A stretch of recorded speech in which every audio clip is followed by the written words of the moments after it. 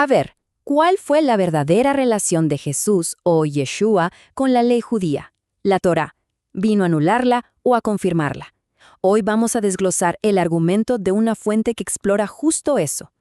La pregunta que nos va a guiar es simple, pero súper profunda. ¿Vino Yeshua a abolir la Torá? Es un debate que lleva siglos, y la fuente que analizamos hoy ofrece una respuesta bastante contundente. Vamos a verla. Bueno, para empezar, la fuente nos lleva directamente a las palabras de Yeshua. A ver, ¿qué fue lo que dijo él exactamente sobre este tema? Miren, el primer punto del argumento viene de una instrucción que sorprende. En Mateo, Yeshua está hablando de los escribas y fariseos, los que se sientan en la cátedra de Moisés, y le dice a la gente, hagan y guarden todo lo que les digan. O sea, una orden súper directa. Pero a ver, ¿qué significaba eso en realidad? Bueno, resulta que la cátedra de Moisés no era solo una forma de hablar. Según esta perspectiva, era un asiento de verdad en las sinagogas. Desde ahí se leía la Torá. Así que, al decir que obedecieran lo que se enseñaba desde ese lugar, Yeshua estaría, en esencia, validando la autoridad de la mismísima ley de Moisés, no las tradiciones que le agregaban los hombres. Y esto nos conecta con una de las declaraciones más conocidas de Yeshua, allá en el Sermón del Monte. No piensen que he venido a abolir la ley o los profetas. No he venido para abolir, sino para cumplir. La fuente lo presenta como una declaración de intenciones, clarísima.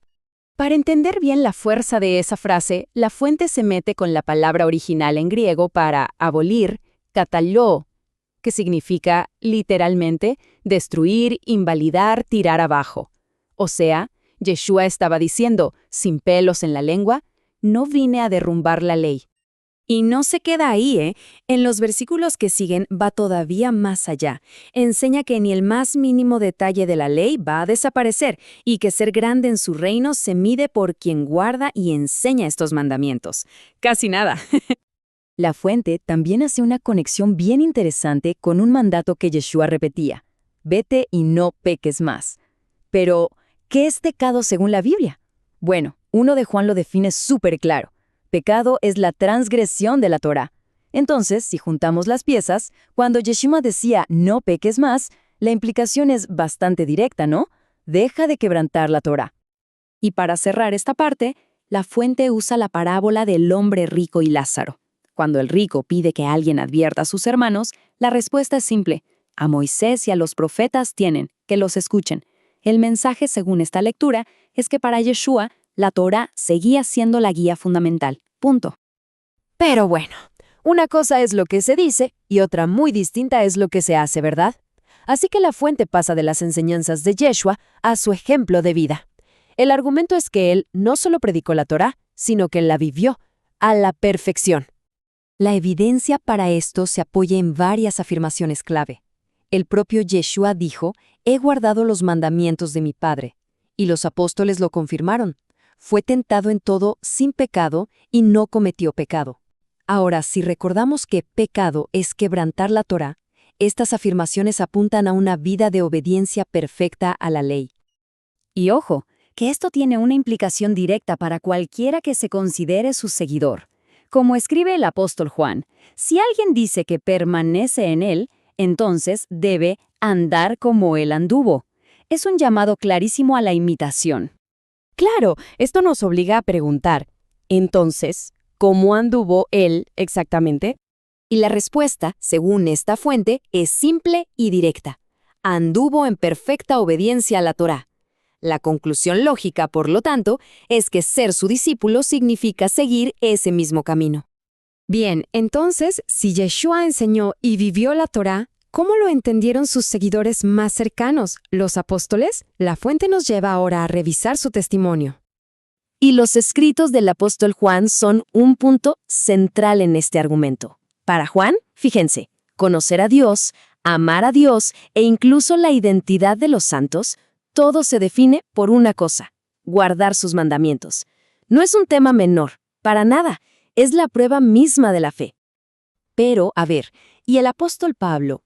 Mucha gente piensa que él enseñó que la fe abolió la ley. Sin embargo, la fuente aquí presenta el argumento totalmente opuesto, que para Pablo, la fe no anula la ley, sino que la establece. La prueba clave para este argumento está en su carta a los Romanos. Pablo pregunta, casi como un reto, luego, ¿por la fe invalidamos la ley? Y su respuesta es contundente. De ninguna manera. Al contrario, confirmamos la ley.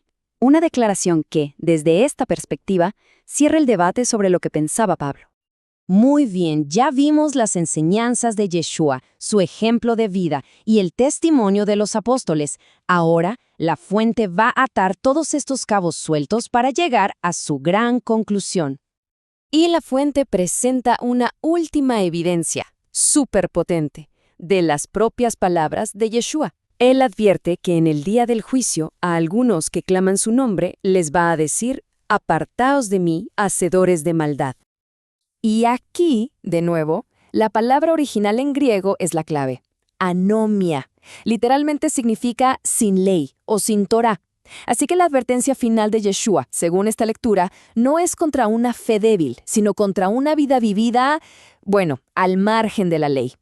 Entonces, para resumir el argumento de la fuente, Yeshua enseñó la Torah, la vivió a la perfección, definió el pecado como su transgresión, sus apóstoles enseñaron a guardarla, el mismo Pablo la confirmó, y ser su discípulo, pues, es caminar como él caminó. Es una línea de pensamiento muy directa. Todo esto nos deja con una pregunta final para la reflexión. A la luz de este análisis, ¿qué significa realmente entonces seguir el camino de Yeshua?